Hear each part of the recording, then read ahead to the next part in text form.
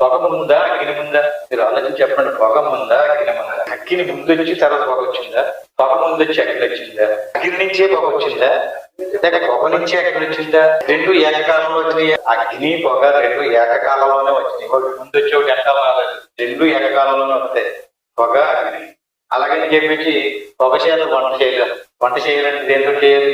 అగ్నితోనే చేయాలి. అలాగని చెప్పేసి అగ్ని లేనటువంటి పొగ ఉండదు, పొగ లేనటువంటి అగ్ని ఉండదు. అంటే రెండు ఏకకాలంలో వచ్చింది. జీవుడు అగ్ని లాంటి, శరీరం పొగలాంటిది.